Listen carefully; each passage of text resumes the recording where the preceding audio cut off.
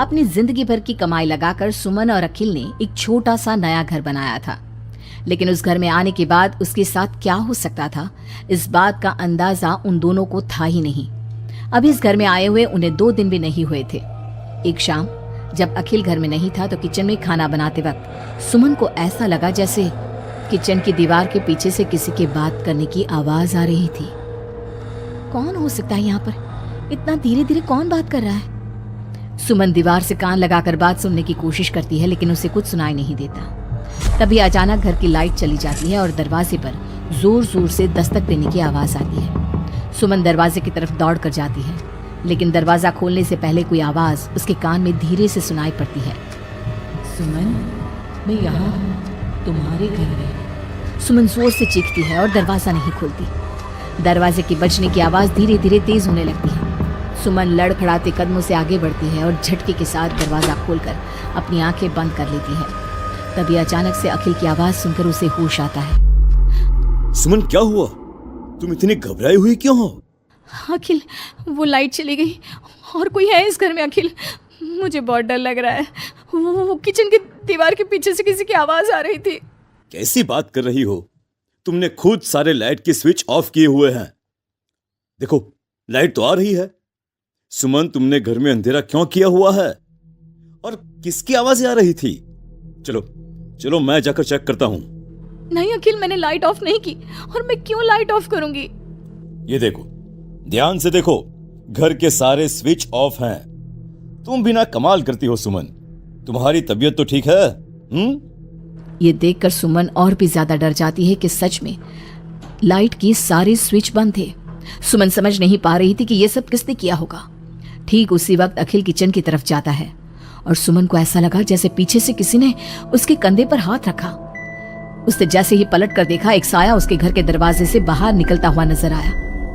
अखिल, अखिल यहाँ आओ, देखो कोई तो है। अभी अभी मैंने उसे बाहर जाते हुए देखा है। सुमन, मुझे लगता है कि तुम्हारी तबीयत ठीक नहीं है। अरे, मैंने किचन में भी जाकर देखा। पास वाले घर में जो लोग हैं ना, उनसे बात करने की आवाज आ रही है। एक काम करो, तुम जाकर आराम करो, मैं खाना खुद परोस कर खा लूंगा। ओके, तुम बेडरूम में जाओ जाओ। नहीं अखिल, मैं अकेले नहीं जाऊंगी और अब इस घर में मैं एक दिन भी नहीं रहना चाहती। थोड़ी देर के बाद सुमन और अखिल दोनों ही बेडरूम में जाकर सो जाते हैं। डर की वजह से सुमन को नींद नहीं आ रही थी, लेकिन फिर वो गहरी नींद में सो जाती है और सुबह जब सोकर उठती है तो उसने देखा कि अखिल ऑफिस के लिए तैयार हो गया था। अखिल, आप कहाँ जा रहे हैं? मुझे इस घर में अकेला छोड़कर आप कहीं नहीं जा सकते। देखो सुमन, मेरा ऑफिस जाना बहुत जरूरी है। कल तुम ऐसे ही डर गई थी। अब परेशान मत हो और मैं ब्रेकफास्ट बाहर कर लूंगा। ओके, जब तुम्हारी तबीयत ठीक लगे तो तुम खाना बनाकर खा लेना। और हाँ, अगर तुम कहो तो मैं तुम्हारे लिए बाहर से खाना भिजवा दूं। नहीं अखिल, उसकी कोई जरूरत नहीं है। मैं अपने लिए खाना बना लूंगी, लेकिन मुझे डर लग रहा है। डरने की कोई बात नहीं है। अभी मैं चलता हूं, तुम अपना ख्याल रखना। चलो, गुड बाय। अखिल के जाने के बाद सुमन बाथरूम में नहाने के लिए चली जाती है और शावर ऑन करती है। नहाते नहाते सुमन को एहसास होता है कि शावर से पानी की जगह खून गिर रहा था। उसने घबराकर सामने लगे मिरर में देखा और ये देखकर उसके पैरों तले जमीन खिसक गई कि वो पूरी तरह सर से पैर तक खून में भीग चुकी थी। सुमन भागकर बाहर आती है। उसे अपने घर का पूरा फर्नीचर जला हुआ नजर आता है और उसके ठीक सामने खड़ी हुई थी एक औरत जिसने दुल्हन के कपड़े पहने हुए थे। उसके चेहरे पर लंबा सा घूंघट था और उसके शरीर से खून टपक रहा था। कौन हो तुम और क्या चाहती हो मुझसे? यहाँ क्यों आई हो तुम? मैं तुमसे तुम्हारा पति चाहती हूँ। मुझे अपना पति दे दो और मैं वापस चली जाऊंगी। लेकिन मेरा पति? अखिल, मेरा मतलब तुम्हें मेरा पति क्यों चाहिए? हमने क्या बिगाड़ा है तुम्हारा? तुमने नहीं, हर सुहागन औरत मेरी दुश्मन है और जब भी मेरी आंखों के सामने कोई औरत अपने पति के साथ नजर आती है तो मैं उसे जिंदा नहीं छोड़ती। लेकिन तुम ऐसा क्यों करती हो? और प्लीज मैं तुम्हारे आगे हाथ जोड़ती हूँ, तुम मुझे और अखिल को जाने दो। हम दोनों हमेशा के लिए ये घर छोड़कर चले जाएंगे। अब ऐसा नहीं हो सकता। एक बार जो इस जमीन के आसपास से गुजर जाता है उससे फिर हमेशा के लिए मेरे साथ इस जमीन के नीचे मेरी दुनिया में चलना पड़ता है। और तुमने इस जमीन के ऊपर अपना घर बनाकर अपनी दुनिया बसाने की कोशिश कर ली। अचानक से वो औरत सुमन को उसके बाल पकड़कर जमीन पर घसीटने लगती है। सुमन दर्द से जोर जोर से चीखती है, लेकिन उसकी आवाज उसके घर की दीवारों के अंदर दब कर रह जाती है। अब बाकी दूसरी औरतों की तरह मैं तुम्हें भी इस घर की दीवारों के नीचे दफन कर दूंगी और तुम्हारे पति को हमेशा के लिए अपना पति बना लूंगी। जानती हो, मेरी भी शादी हुई थी, लेकिन शादी के ठीक बाद मांग में सिंदूर भरकर मेरे पति ने गला घोटकर मेरी हत्या कर दी और इस जमीन के नीचे मुझे गाड़ दिया। बस तब से मेरी आत्मा यही भटक रही थी। मुझे भी सुहागन बनना है, मुझे भी पति चाहिए। छोड़ दो मुझे प्लीज, मुझे जाने दो। देखो तुम्हें पति चाहिए, तुम किसी और को अपना पति बना लो। मुझे और अखिल को जाने दो यहाँ से। लेकिन वो औरत सुमन को लेकर वहां से गायब हो जाती है। शाम को जब अखिल ऑफिस से लौट कर आता है, डोरबेल बजाता है, तभी मुस्कुराते हुए सुमन दरवाजा खोलती है।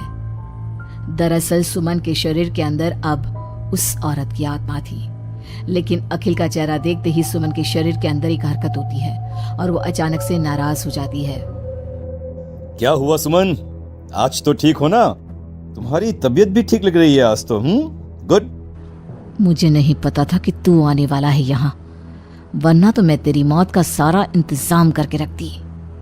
क्या हुआ? अब मेरी बात का जवाब नहीं दोगी क्या? नाराज हो मुझसे किसी बात पर? हाँ, ऐसी तो कोई बात नहीं है। जाओ, डाइनिंग टेबल पर तुम्हारा फेवरेट खाना लगा दिया है, जाकर खा लो। हाँ, खुशबू तो बहुत अच्छी आ रही है। वैसे भी सुबह से कुछ खाया नहीं है।